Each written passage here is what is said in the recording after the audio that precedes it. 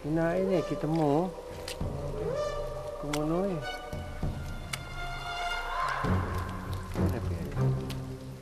Ayun na, bago pa. 14 pa.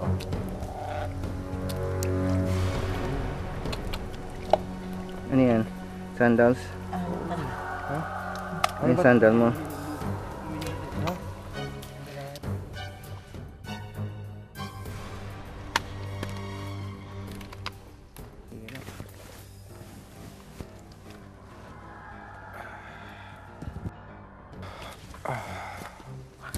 Okay. Tuloy. Sige. Yung bawat hakbang mo rito, kailangan mag-ingat ka eh. Kasi ang daming loose rocks.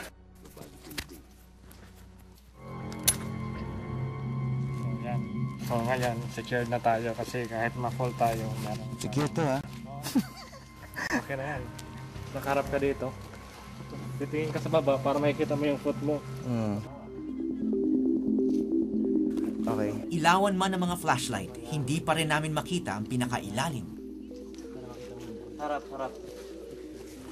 Mga 10 palapag daw ang kailangan naming babain. Matibay to ah. Oo, matibay yan ko yan. Naniniguro lang.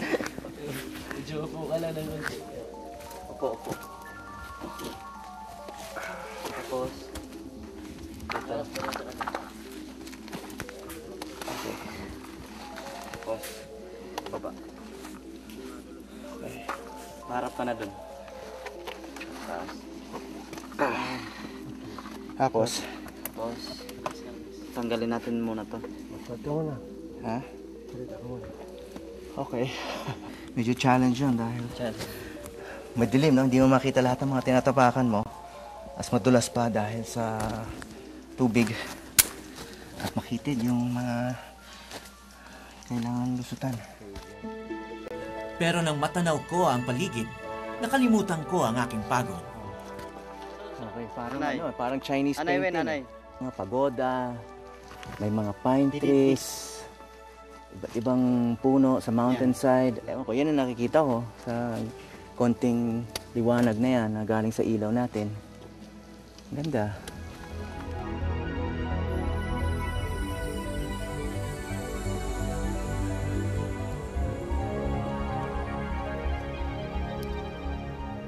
Bato yan eh. Basa. So yan, yung mga ganyan, yung mga may tumutulo pa na tubig galing sa mga bato-bato. Alive pa, buhay pa raw yung mga bato na yun. Ang bawat patak ng tubig nag-iiwan ng kaunting mineral. Sa paglipas ng panahon, tumaas ng tumaas ang mga bato dahil sa mineral na dala ng tubig na galing naman sa ulan. May hugis ng coral at meron naman mukhang yelo. Stalactites ang tawag sa batong tila nakabitin mula sa kisame. Stalagmites naman ang mga tumutubo mula sa sahig. Si Mr. Stalagmite. Mga 10 feet high ito, ano? Millions of years na siguro to. Paano siya tumataas? So, laplet ng tubig yan, ang deposit, para nagiging solid siya. May deposit yung tubig. Oo. So in millions of years, big boy na siya.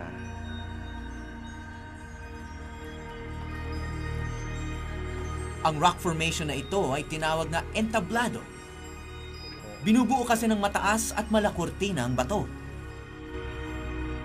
Ang daming salamin, parang daming mga crystals.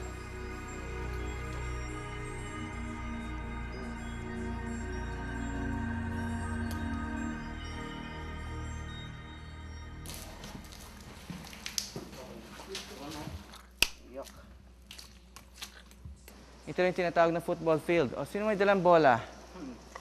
Laro tayong football. Ay, tingnan mo kung gaano kalaki siya. Ito daw yung pinaka-safe na lugar kung sakasakaling lumindol. Ito daw yung last chance para makapagtago ka na safe. Ito lang yung walang falling rocks galing sa taas. Walang bali, walang putol. Sa wakas, nakahanap din kami ng lugar kung saan matigas at patag ang putik. Dito muna kami nag-setup ng kampo para makapagpahinga.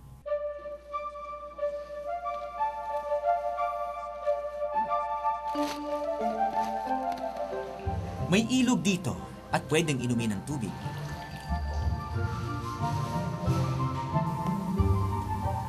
Bawal magluto dahil nababago ng usok ang kulay ng mga bato. Biskwit at sandwich lang ang baon namin.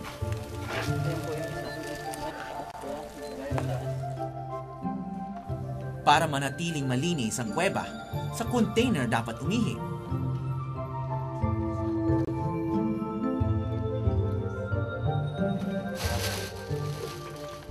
Ang dumi naman kailangang isupot para maitapon sa labas ng kuweba.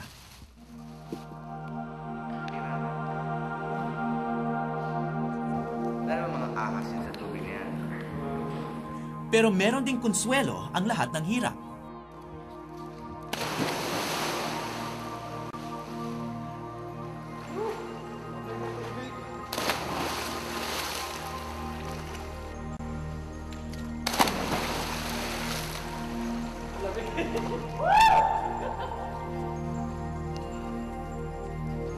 Ito ang tunay na mineral water.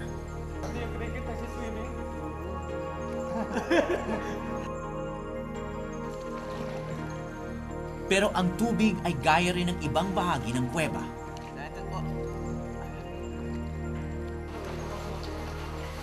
Hindi ka nakasisiguro sa kadilimang bumabalot dito.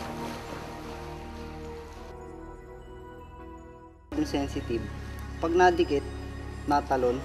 Yun nga. Oh! Ganun yung nangyayari pag Sabay-sabay na-disrupt pa. ang antena nila, yung mga tatalon. Kumbaga, yun ang pinakabasto nila, yung mga antena. Di ba?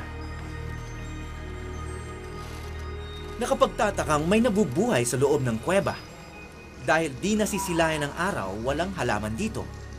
Walang pagkain ng mga hayop, kundi mga kapwa rin nila. Marami na kaming nakitang insekto at iilang ahas. Pero nasa tagong lugar ang pinakapambihirang nilalang sa lahat. Wow!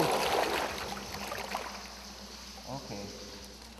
Puno ng tubig ang sunod naming pinasukan. Lamig. Lamig ng tubig. Kung ang mga rice terraces ay gawa ng tao, ang mga water terraces na ito kalikasan lang ang makalilikha.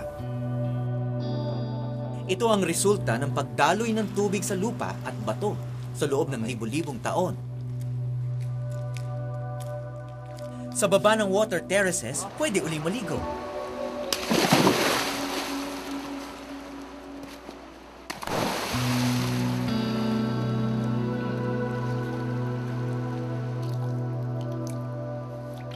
Pero hindi pa namin nakikita ang hinahanap namin sa parteng ito ng kuweba. Hanggang sa... Itong white crab. Ito.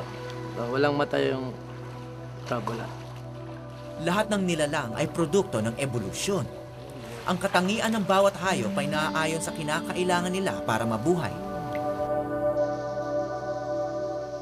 Para sa mga naninirahan sa walang katapusang dilim, walang silbi ang pagkakaroon ng mata. Dito siguro natin may imagine yung buhay na walang mata, no? Paano kaya yon? Ang gobini o blind fish ang natatanging isda sa kuweba. Ayon sa mga scientifico, sa Calbiga Caves lang makikita ang mga gobini. Sakaling marumihan ang tubig dito, posibleng malaso ng mga gobini at tuluyan na silang mawala sa ating mundo. Masaya kaming bumalik sa campsite. Hindi lang ligtas ang aming ekspedisyon, kasama na rin kami sa iilang Pilipino na nakakita ng isda at talangka na walang mga mata. Pero hindi pa kami tapos. May mas malalaking hayop pa raw na naghihintay sa amin.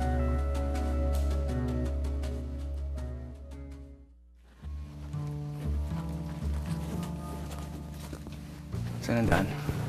Dito?